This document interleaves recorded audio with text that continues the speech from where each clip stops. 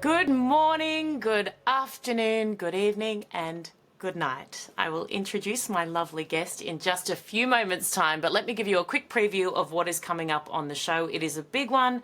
I know I say that every single show, but I promise I will always deliver. A little bit different, my interview for today. It's with a woman called Firerose, who was married to Billy Ray Cyrus, the really famous country singer, dad of Miley Cyrus as well. I've actually written a song with her, and she goes into real detail about, well, a lot of very traumatic things, but it's an incredibly inspiring listen. So make sure you stay with us. You will learn a lot. I also get very personal, which is a little bit uncomfortable for me, but I'm asking her to share, so I share as well. But of course, we focus politics, national security, foreign affairs. We've got an exclusive with the Israeli foreign minister. He is scathing when it comes to his response to the Australian government, what they've done, their latest just basically FU to the Australians who actually care about decency and democracy and peace and freedom is unbelievable. His response is coming up. But now let's get into the headlines with the wonderful Tali Shiner. Tali is a journalist. She's a very dear, close friend of mine, a TV host, an author. Are you anything else? Your friend. My friend, so which is the greatest honour. And fan. I mean, we do have fan mail at the end of the show, and generally it's people insulting me. So the definition of fan in my head has changed a little bit. And, you know, this is what I find on your Instagram. Yes. We're not looking at radical people's Instagrams, looking out to talk to them. These people are coming on. They want to hear what you have to say. They're engaging. Exactly. And I'm thinking, tick, thank you. Even if you despise me, I will take your one view. Well, they want to know what you have to say, exactly and they're right. interested, and it just shows that you have an important voice. Well, you know what? I want to know what you have to say, and I want to talk about what happened in the Oval Office overnight, and that was, of course, the meeting with the Ukrainian President Zelensky. Now, Donald Trump has come out afterwards, rung President Putin, the Russian leader, straight away. He's then said that the next step in this attempt to achieve peace, and they've kind of put a ceasefire off to the side and have said a peace deal rather than doing a ceasefire initially, is for those two to meet, so Putin and Zelensky, and then a trilateral meeting with President Trump after that. There's no one else in the world that could have brought these two together, Tali. I mean, no one else, firstly, that could have got Putin onto American land Yes. to have a talk, and to have a respectful talk, and to begin negotiations, and then to actually bring these two together. We've had 3.5 years of fighting where, you know, the former president was essentially brain dead, and you know, Can't even argue with that. and I know I'm looking for a more polite way of saying that, but then we have a president who actually has the respect of these world leaders and is actually getting them there and actually beginning a dialogue. And it's unbelievable to me that there are actually people that want to bet against him, that want to speak so badly about him, even when it looks like he will actually be able to achieve peace and be the only person who is trying and getting us to this point. I think he's at 6 wars that he's currently solved and finished. If Hillary can praise him in a really roundabout, backhanded way, which she did when she said that she would nominate him for the Nobel Peace Prize if he achieved. I mean, she set the bar pretty high in terms of what needed to happen. But if Hillary... It could actually happen, though. I have faith in President Trump. So, yes, you do. Blinding, some would say, but faith all the same. He does deliver, though. He always delivers. Okay, let's now move on to the next headline I want to talk about, and that is Hamas have apparently agreed to the latest ceasefire deal. And I think parts of this is, and I always say I think, and I always say allegedly, apparently, because it's Hamas. We don't believe a word they say, but apparently they've agreed to release 10 live hostages for a 60-day ceasefire and the release of 150 terrorists who are on life sentences in Israel. They're under pressure. Netanyahu was just asked in a press conference, not in English, so we won't play it for you. He said they're clearly under immense pressure. And I think it's really telling that when we had the Australian Prime Minister, we had the British, the French, the New Zealand Prime Ministers saying, you know what, we're going to give you a state without caveats, suddenly they walked away from Congratulations negotiations. on October 7. Exactly. Let us reward those wonderful efforts. Exactly. But yet, we saw Trump come out and tweet that Hamas needs to be finished and he gives the green light. And all of a sudden, Hamas are back at the negotiating table. And it goes to show that there is peace through strength and through actually getting rid of the bad guys, not rewarding them. Isn't it insane? And I've said this from day one, and I know you're exactly the same. If every world leader had come out and applied immense pressure onto Hamas, like, it's not even clever. It's not even something that I would think, oh gosh, I can't believe I came up with that. It should be a no-brainer. No-brainer. They are the staggering. terrorists. Imagine after October 7, October 8, every world leader had come out and put immense pressure on them, on Qatar, on the Iranian regime, on those who fund them. This would have been over in a day. Absolutely. Look, the hostages would have been back. Pressure. All of the innocent people that have died in this conflict would not have died. There wouldn't be the chaos that there is. And that's on the hands of the world leaders that didn't put the pressure and allowed this. Weak. Okay, talking about weak world leadership, the third thing I want to talk about with you. The Australian government, again, have banned an Israeli member of parliament from coming into the country. They've banned the visa. And they cite all these stupid reasons, none of which are credible at all. The Israeli foreign minister has hit back in a significant way. He went onto social media and he said, well, we're going to start to ban you from coming in, ban your visas. And in an exclusive interview he's done with the Erin Molan Show, he's said this. Have a listen. Foreign Minister, is this the last straw for your government when it comes to your Australian counterparts? What the Australian government is doing these days is shameful. It is unacceptable. Instead of battling against anti-Semitism in Australia, as they should, they are doing the opposite. They are fueling anti-Semitism by these mad decisions to ban the entrance to Australia of Israeli politicians and other figures with no justification, by saying that will be against the public order or will cause emotions among the Muslim population in Australia, which is totally false and totally disconnected to anything rational. The Australian government is in a very, very wrong path. So Tali, Penny Wong, the Australian Foreign Minister, has just come out, and I want to read what she has said. And even I had to check 3 or 4 times because I thought she could not be so ridiculous in thinking that what she's saying is not completely about her and her government. She says, at a time when dialogue and diplomacy are needed more than ever, the Netanyahu government is isolating Israel and undermining international efforts towards peace and a two-state solution. I mean, the amount of hypocrisy in this statement. Like, let's break down all the things. Firstly, she said the Netanyahu government, a democratically elected government. But I'd also like to point out that the opposition leader has also come out in support of Simha Rothman, the MP, the member of parliament who has not been allowed into our country. Now, I remember a time when we allowed free speech in this country and didn't allow hate speech. And it's so heartbreaking to me to see that what is going on is they are censoring conservative voices that they don't agree with and yet allowing hate speech. We have hate preachers who have said the most horrific things marching alongside our mayor on the Harbour Bridge. Intifada, death to the IDF, from the river to the sea. We've seen on October the 9th outside the Opera House, no one has been prosecuted. Nobody. Hate speech laws, which we have, are really hard to prosecute in this country, yet they're shutting down democratically elected members of once was a key ally who they are isolating. And she's trying to say in this that somehow they are the ones that are hurting this attempt for peace in the Middle East. Penny, you and your government have done everything in your power to make peace impossible because you have provided cover for terrorists. You have excused the terrorists and you are attacking a democratic nation of victims, and they were victims of the worst loss of Jewish life since the Holocaust on October 7th. Which, unfortunately, Penny Wong refused to go to the kibbutzim where that happened, so she doesn't actually understand it because she refused to see it when she went to Israel. It is appalling. But you know what? I actually love the Israel's government's response here. I think instead of just, oh, okay, well, that's disappointing, hit back. Enough is enough. And in this, that part of that grab, they are fueling anti-Semitism. That is a scathing accusation to put on the Australian government.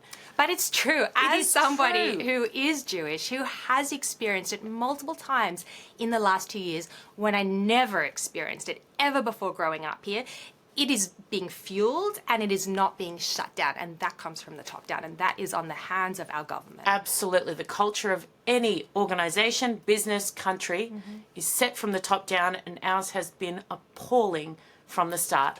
Tali Shine, you are the opposite of appalling. You are brilliant. Thank you so much for doing the headlines with me. And Thank you for everything you please- do and for your voice and for giving Australians hope in the world for good people that actually believe in Western democratic values. Yes, here. And please come on again. Anytime. And please don't send me an invoice.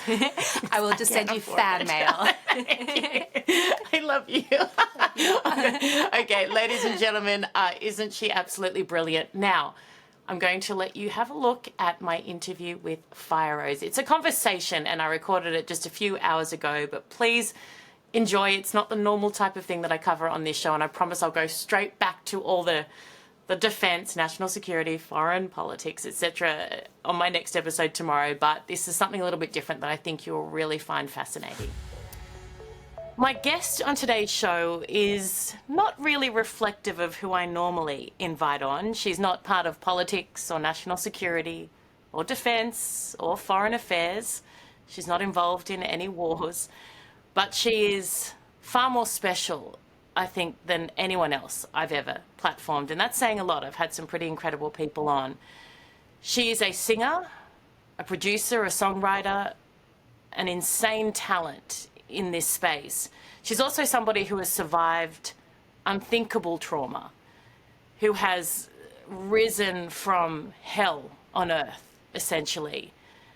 And she is someone who is willing to share that experience to help others. Her new album, called Shining Armor, is out now, and it is so beautiful from start to finish. And I include in that, and yes, I am incredibly biased, a song that I co-wrote with her. And this song is very, very personal for both of us. And from my perspective, I've only spoken very recently about being in a violent relationship. And I was in one many years ago for many years. And I was waiting to be rescued, waiting for someone to come and save me from this hell that I'd found myself in. And I only realized very late in life that the only person who can really ever save you from anything like that is yourself. And when Firerose and I connected, we were both on the exact same page with that, and our experience was almost parallel. And she joins me now, and it's such a pleasure. Firstly, congratulations on the new album. It is beautiful. Thank you so much. Beautiful, Erin. I just absolutely adore you. And I'm so, so grateful that the title track of the album is Shining Armor, because you are just such an embodiment of the truth of what it is to be a divine light in this world that has gone through something so extraordinarily traumatic and difficult, and yet you've alchemized it in who you are and your being, and now you're delivering these messages of courage and strength and hope to people all over the world that need it so desperately, because there's so much darkness and there's such an opposing force to the truth getting out. And yet here you are every single day just spreading the light. And one of the most greatest honors of my entire career was the day that you reached out and you were like, girl, I have some lyrics that I've written, and I think that you, like, I've been called to share them with you, and I want to see what inspires. And if nothing happens, don't worry. And of course, you just being the absolute angel that you are, just, took all the pressure off. And what happened when I received those unbelievably powerful, beautiful lyrics that you had written, I sat at the piano, this one right here, and I just let God speak through me like I have my entire life, which is the gift of music. And I just know that it was him, because what came out was this song, Shining Armor, that is already, even though it's just been out a couple of days, it's already reaching those souls that need to hear it and need to feel that message of hope. Let's play just a little bit now. I took hit after hit, but never made a sound. All the bruises I hit, all the ways he tear me down. You mentioned, Firerose, that I reached out to you after we had connected, and for some reason I felt that this need to share what I'd written with you. The other time I'd reached out to you, and we did not know each other at this stage, you've spoken to me about what that meant to you at that time. You were going through a very public divorce, and for those, I think a lot of people will know, but you were married to Billy Ray Cyrus, a very famous singer. You were married to him for years, and then things fell apart. Is this album a reflection of that experience amongst others for you?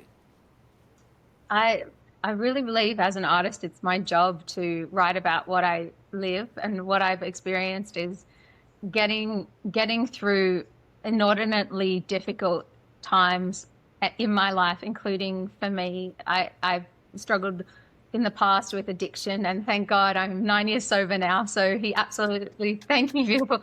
He absolutely saved me from that. And similarly, unfortunately, I found myself in an excruciatingly abusive relationship that almost killed me for so many reasons. That unfortunately, everyone who's gone through an abusive relationship understands. It destroys the very essence of who you are in terms of your ability to even trust your own intuition. Gaslighting and manipulation and the psychological warfare that you're enduring is so profound and so confusing from the inside, because you deeply love someone who's also deeply hurting you.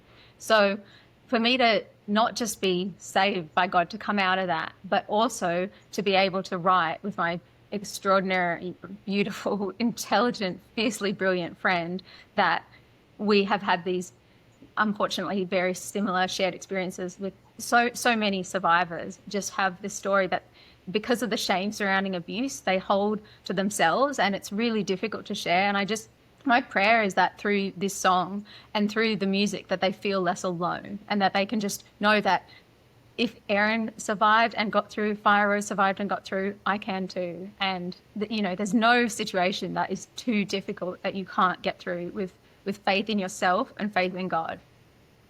It's so true.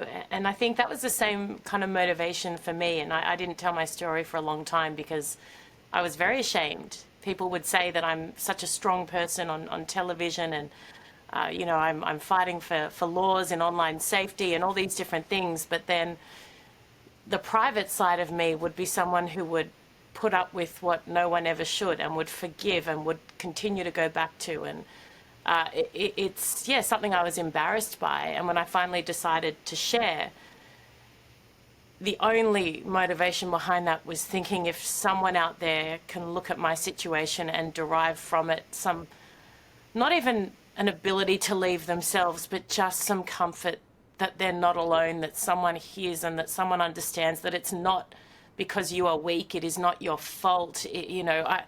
I feel like that for me was the biggest motivation. And when I started to get so much feedback, when I first shared my story, it was overwhelming how alone women in this situation feel. Overwhelmingly lonely, isn't it? When you are trapped in something, when you love the perpetrator of the abuse towards you, when you are trying to protect them, and we speak about this in the song, you're insanely loyal to the person who is breaking you daily. That is so heartbreakingly well said, because that's exactly what happens. Is you're not just systematically isolated by your abuser from all those who love you, all your friends and everyone your family, anyone who actually cares about your life and your soul and your well-being is systematically separated. And it's so hard to talk about, because it's something that unless you've experienced, or unless you've loved someone who's experienced it, sometimes it can seem almost like a foreign thing. Well, why didn't you just leave? What was wrong with you that you stayed in a situation where you were being abused? But it's so much more psychologically complicated than that. And there's tremendous amounts of resources and brilliant books and so many authors and advocates that I'm now very close friends with, who reached out to me as you did so gorgeously and generously, and those lights in that darkness were what got me through, was knowing that not only was I not alone in this experience, but that others had completely lost themselves as well. As it's not that you basically lose your identity, because your identity becomes the version of you that is putting up with behavior from someone that you love, that you would never tolerate, but you're so wanting that person to be the person that, which we talk about in the song. You want to be treated the way that you once were, and you're doing everything you possibly can to get back to that place where you were put on a pedestal and you were, loved, or love bombed in my case. And it's just so difficult to explain to someone, what that's like. But hopefully through the music and through the song, people can feel it, and they'll hear our lyrics, and they'll be able to relate in a way that, will expand the awareness of what it's like to actually survive one of these relationships. Absolutely. And I feel like it's perfect for people in that situation or who have been in that situation, but it's perfect for anyone who is struggling in any way with anything. That moment where you realize, even though a situation you're in may not be your fault, if you're in a domestic violence situation, it is not your fault. But the onus is still on you, if you can, to save yourself and to then heal from that. And no one else can heal you from it. You might get help escaping, or you might find a way to leave, but you got to heal. Otherwise, it will continue to haunt you for the rest of your life. And I think for me, I may have gotten out of situations, but I never healed. So I continued to live in that heightened anxiety. I lived in fear. All these things that were a direct result of that experience. So whilst I'd gotten away from the violent relationship, the trauma of it and the pain of it and the impact of it was still daily. And I feel like that's something we don't talk enough about as well, is that healing process, to really dig deep inside yourself to understand why, because that's important as well. And to forgive yourself as well for what, for how you got into that situation. And again, you did nothing wrong, but we blame ourselves so much. We feel shame. Absolutely. It's the strangest dynamic, because you're literally almost because being gaslit is believing a reality that is obviously not the actual reality. So deep down, I think I can just talk from my experience. I knew that I was not worthy of being treated like that, because I fundamentally knew that every child of God is worthy of respect, of kindness, of decency, of not being abused. I knew that, and I fundamentally understood that what was happening was very wrong. But then, because I chose to continue to forgive and love this person, that's really why the shame started kind of overwhelming me, because it was my fault that I was choosing to be with this person that was hurting me. And the worse it got, the more shame that I experienced, and the more difficult it was to share with those that did care about me, because that shame becomes so great. And I think that the power in us writing this song together and delivering it to the world for survivors and non-survivors alike is that it's taking away some of that shame. And that's really my deepest prayer, is that people, don't get overwhelmed by the shame of having survived any difficult, whether that's, an abusive situation or, I could list all of the vile, horrible, atrocious things that are going on in the world right now. But as a survivor of anything that is that, demonic, and then you come out and we should be able to share about it through art, through music, through conversations. Because without exposing it, is, I feel like, that I could get into a whole spiritual tangent, but basically you turn on a light in a dark room, and that light naturally eradicates that darkness, and that's just a spiritual law. And so the darkness doesn't want to be exposed, and it's incredibly important that we find the courage within ourselves to speak about these things, because otherwise it just continues, and society can only grow and become healthier and safer, especially for women, but for everyone, when we talk about these things openly. Yeah, exactly right. And I think that whole fear of being a victim, or people thinking you're a victim, it's the complete opposite. It is so strong to have survived something so difficult. It is heroic. It is courageous. It is so strong to survive addiction. It's not just abuse, it's anything and everything. It is so strong to come back from mistakes that you have made or errors in judgment, from anything difficult, you know, whether it be a conscious decision you've made or a situation you've found yourself in. Real strength is being able to hold your head high and fight back and come back from that. And you've done that in the most beautiful way. I don't want to just focus on my song because that would be very, very selfish. You've got some beautiful ballads. What's another one that you love, and what was the inspiration behind it? Another song from the album, which really is just, you know, it's so I guess like dear to my heart, is "War Is Won," which is a testimony and declaration of victory over that darkness. You know, I my everyday is completely centered around God, and I try to be as close to the Holy Spirit as I possibly can, which for me is listening to that deep inner quiet voice that's telling me, you know, that's fundamentally in all of us, that tells us when, you know, something is for us, when someone is against us, and listening to it and building that discernment, because, you know, it's a difficult world to navigate. And I really believe that War Is Won is like this declaration over all evil, and just saying like that ultimately good has won already. Like I wrote it from, you know, an incredibly difficult place, and I wrote it to my sort of future self that I wanted to be singing these words. And it's literally, you know, like, don't tell me that my scars, time behind prison bars, defines me, because living in the streets brought me to my knees where he found me, obviously being God. Wow. And it's just, and you know, the chorus is like, you know, all my mistakes can't pull me away from God's plans for me. My darkest days will never erase my destiny. And that's just like what I'm living. Oh, I love, because that's hope, right? And that's what everyone needs to cling on to. And you're so right in that it doesn't matter what has come before. It doesn't matter. We're human, and God has a space for us regardless of anything. Anything before does not determine what you can do next. Exactly. And that like brings me back to exactly what you were saying about the shame, because I think like and I talk about everything in the perspective of Jesus and the enemy, but the truth is like one of the greatest tools that the enemy uses to try and keep people stuck and silent and disempowered is the lie, because he's all about lies. That you should stay silent because the shame that you would feel by telling the truth is going to outweigh what it would actually feel like, which is totally the opposite of the biblical truth, that the truth shall set you free.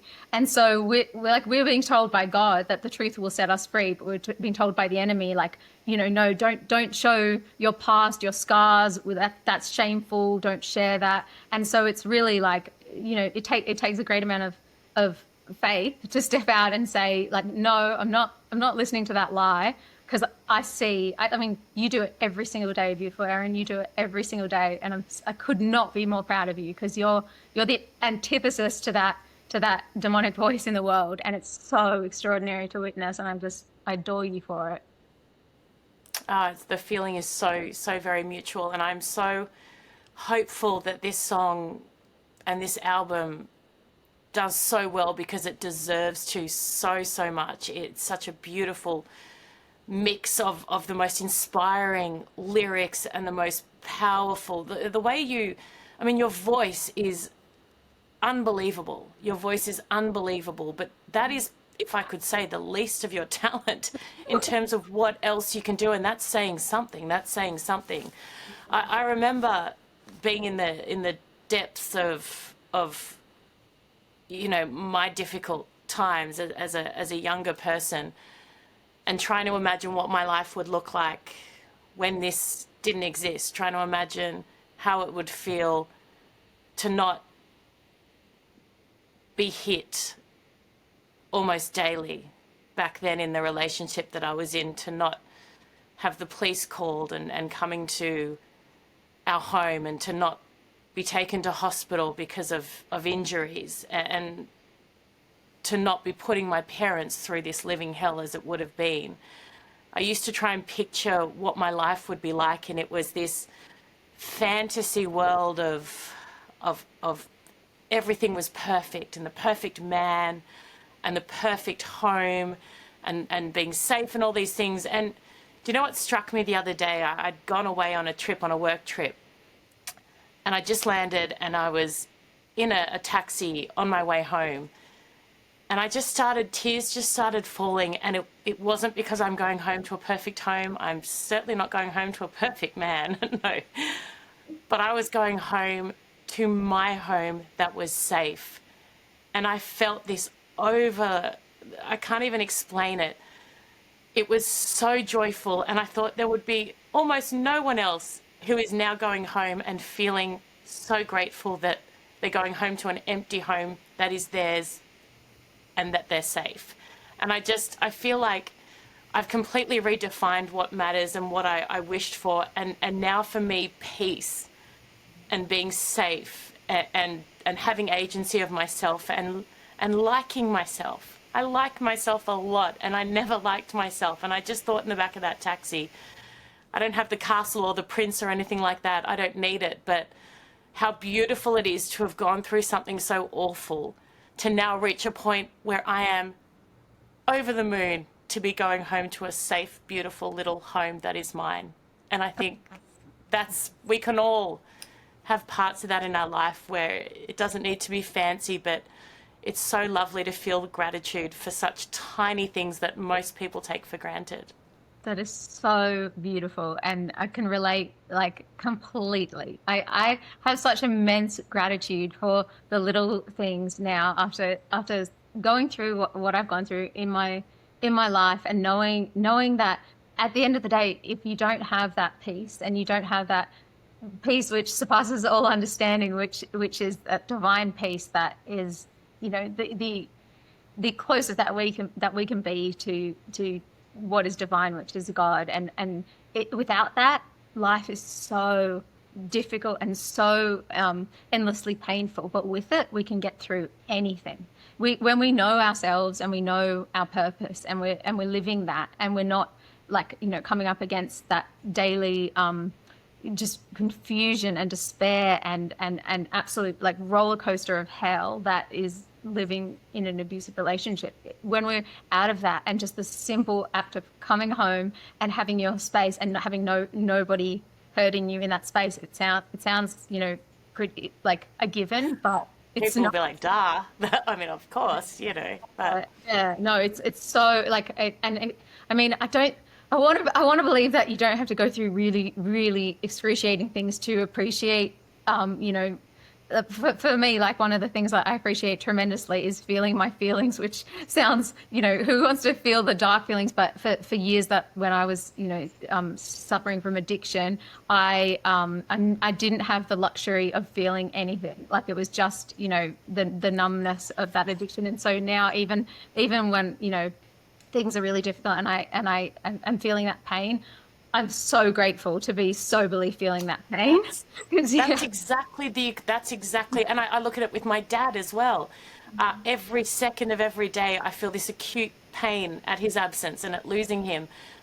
But in the same second, I think what a privilege to feel so much pain at his loss, because he was so amazing. He was so amazing. So I flip the script and I think, yes, I feel sick to the point that, you know, it's debilitating sometimes because I miss him so much. But if he was less and he meant less to me, I'd feel less. And I don't ever want to feel less. I don't ever want him to have been less. So it's that privilege of, I used to numb pain from your perspective. Now I feel it. And yes, it's awful and uncomfortable and it hurts, but what a privilege to feel it. And I bet when you feel good, it's tenfold because you know what feeling bad feels like. Truly, like even, I mean, when I think about even moments that should have been really celebratory and, you know, like uplifting, when that dark cloud is completely over your life, when you're dealing with, you know, something like addiction or abuse, it's so all-consuming that even in those moments you feel like, is anyone going to find out the truth? I'm still hiding from my most authentic self. I can't be seen. Don't let anyone really see what's going on behind closed doors. And just living in the light and living and knowing that you're turning up every day your most authentic self, and that those who are going to love and adore you for that, they will, and those who won't, you know, like never mind. And so, and it's just like it's the present, it's that presence, I think, that is just like so invaluable, because if you're present, then you have that peace, and Yes. there's nothing more like there's not, like, because we are only in this human form for a defined amount of time. We don't know, only God knows how long that is. And I truly believe that the closest that we get to experience heaven here on earth is when we experience that like heavenly peace here on earth. And for me, my only goal is to attempt to, through my life and through my music and my art, and bring just glimpses of that holy divine peace into this world, because it so desperately needs it. You make me want to be closer to God, and you make me want to explore my relationship with God. I was baptized, I'm Catholic, went to Catholic schools. I was godmother to my daughter's little boy a couple of weekends ago, but I feel like when same-sex marriage was a big issue, and my little brother's gay, he's the most incredible person in the world, I turned away from my church a little bit, because I felt I didn't like the way they made him feel, or I felt like an organization that wouldn't welcome him doesn't deserve me there either. But I've evolved in that my relationship with God doesn't need to be the church or anything specific. It's in here. And the way you speak about God makes me desperate to explore and to try and find my own version of whatever that is. And I guess as you get older, that's probably quite a normal feeling as well. Was God always there? And I want to hear as well, you've mentioned addiction, you've mentioned living on the street. Tell me about that part of your life, if you're comfortable, because in my mind, it just makes where you are now so much more impressive, given what you went through. Like, there's so many ways I could answer that. I think I just have to say that, like, for me, the way I found God was not through any type of organized religion way. It was quite literally the opposite. I was a homeless drug addict on the streets of LA, completely desperate and in despair, and had no idea from day to day whether I was going to survive the next day. It was very likely that I wasn't. And this was now 9.5 years ago. My sobriety date is the 29th of May 2016. So it's like 10 years ago. I was in a way that addiction had completely taken over my life, and my own visceral experience with the living God was when he came to me on those streets, when I sometimes didn't have shoes on my feet. I was physically starving and emaciated, and somebody who had the presence of Jesus within them would approach me and say, like, have you eaten today? And can I buy you something to eat? Can I take you to a store and buy you some shoes, or some clothes? And it was not always monetary. Sometimes it was just like, do you need a safe place to sleep for the night? And one of those souls was this beautiful gay man from West Hollywood who took me into his apartment and set me up with a bed for the night. And had I not had that not one night's rest, because being a homeless drug addict is not just exhausting, it's absolutely like devastating to every part of you, physically, spiritually, emotionally, in every way.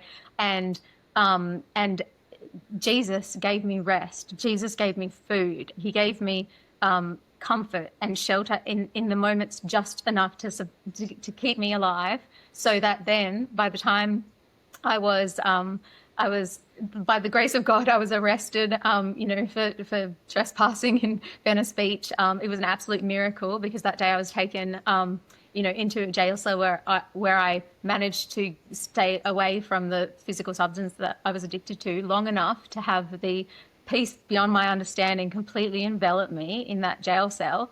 And truly, like, one day at a time since then, I've just completely handed over my will and my life to God, and it's so remarkable, because obviously being so extreme of a situation, it wasn't just like I was sort of drinking a little too much on the weekends or anything. It was really like as brutal as addiction gets. And now that I've been sober one day at a time for over 9 years, all I can say is that that's not me, that's God. That is truly what is happening in my life. And the only way I can get through all the difficult things since then in soberly is an absolute miracle as well. And you know, I mean, there were so many times during my relationship that you know, the desire to not feel the pain was overwhelming, and the fact that I stayed sober during that is an absolute miracle. Like nothing short, you know. So for me to say, you know, it's like all, yeah, that's my God, and my God is like, you know, he's a very real presence in my life every single day, and I just I wouldn't be anything without him. I think you give God too much credit, and I think it's lovely and wonderful, but I think the strength that you have shown, I think God would be up there saying, I'm like 50-50, I'm 50%, and you're right, that how did you go through that experience without resorting to what was familiar to you, that numbing behavior? That is a miracle. That is a miracle. It truly is. I mean, what I did was cry and pray and cry and pray and write and sing. You know, that was all I could do at the time to try and process and make sense of what I was going through, because it's just so confusing when you're in it, and by design, you know, because if you're in the state of cognitive dissonance and you don't know, you know, which one is true, does this person really love you like they keep telling you, or are they abusing you like you're experiencing? And so you want to keep choosing, no, they really love me, because those two realities can't simultaneously exist. And so like our psychology is going to continually choose what we want to believe, which is that of course they love you. And so when I would have these moments that the pain and agony of the truth would become so visceral that the only thing I could think of was to, you know, take one of the pills that were, you know, there was plenty of substances around my home that were available, you know, drugs, and I just thought, you know, just this one time, like I can just, like, instead of being up all night crying, I can take this pill and it'll just like take away the pain. And the only thing that I can understand as to why that didn't happen, you know, for years, one day and one night at a time, is because instead of reaching for that substance, I reached for God. And that is truly, you know, that's not me giving God any more credit than he deserves. He's literally that powerful, because instead of, you know, because ultimately I know that, you know, it wasn't going to help. It was actually going to make the situation even worse if that was imaginable. So I just, you know, I reached for the one who I know is a miracle worker, and he did. Every time I don't think I could be more impressed by you or feel more proud of you, you say something or you share something, and it becomes a stronger emotion in me, which is, I didn't think it would be possible. Firerose, you are incredible. I run out of words to describe you, and as you know, I use words for a living, as do you, so that's rare for me. But I want to thank you for being so open and honest and vulnerable. I want to thank you for sharing with the world through your music, more than anything else, hope, because that is what you are sharing. You are sharing hope. And I cannot wait for this to just take off, because I know that it will. And I will do everything in my power to put this in front of as many people as possible, because not for you, even though I care deeply about you, but for them, for them. Thank you for everything. Tell us, where can people find your music, your album? Go through every little place where they can go and download and buy, and et cetera, et cetera. Beautiful. It's on Spotify and Apple Music and iTunes and YouTube and Amazon Music, all of the platforms that stream and, you know, download music. It's on all of them, so it's highly available. I'm so bad promoting myself, but you're honey, don't be. I do it really well. I'll teach you. And you're coming to Australia as well, so do you know what? let's do, I'm just coming up with this off the cuff now. Like, can we do like a performance, like a singing of the song where we record it and get like in a small private. Absolutely, at 1,000. It'll be incredible, incredible. We'll get Glenn onto it. He'll.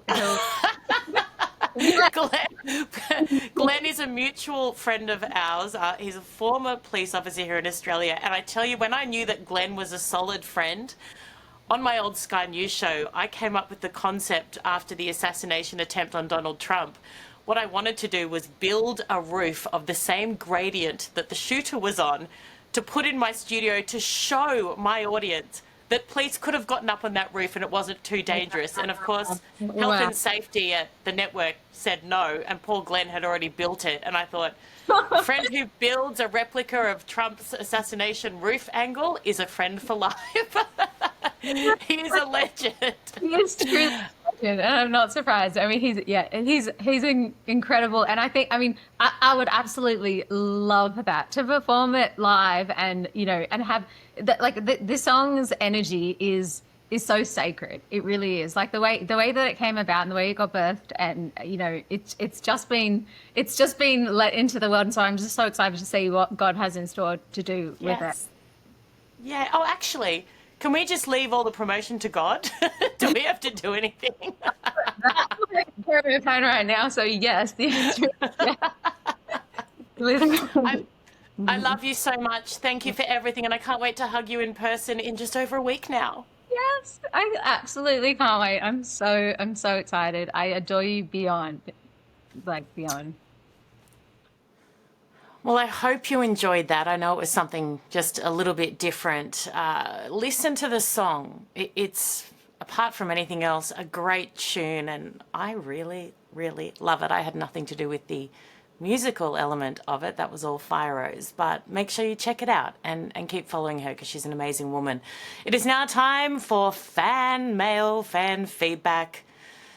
People who hate me but can't stay away before I bid you farewell. So let's now have a look. Dane Favier says, Melanie Phillips from yesterday's episode, the British journalist, is an amazing woman. Truth always comes out eventually. My Jewish friends have fled Australia and gone to Israel. They feel safer there. My support for Israel is all-encompassing. Great job, Erin. Your show's amazing. Bringing on some awesome guests, says THK929. Thank you so much. Philip says, Erin, another 50-something FIFO miner in the outback here. Ditto. Melanie is bang on about the UN. I completed a tour of duty of Bosnia with the UN in 1995. I saw the corruption firsthand. Melanie is on point. Legend. Beatrice says, thanks to both of you, the best balanced, informed, intelligent conversation going. I love that so much. Melanie Phillips sounds like George Orwell. Absolutely brilliant. Lots of really positive things, which is amazing. Oh no, of course. I spoke too soon. I mean, this isn't necessarily negative, but Blue Moon says, Erin dear, the wall is a bit Hamas tunnel vibes. I wonder how many more of these before there's an intervention from my team on the background, because I know that they're not really as keen on it as I am. I could probably just hide them.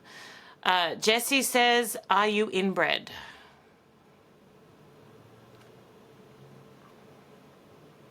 I mean, I've never tested for it. Mum and Dad have similar features. No, I'm not inbred. Are you? And Sundays, let's end it on a positive. Couldn't have summed it up better. An A-grade twat. And that is in reference to Francesca Albanese. Thank you so much for your company. I'll see you again, 6 a.m. ET, wherever you are in the world. See you. Have a great rest of your day. Bye.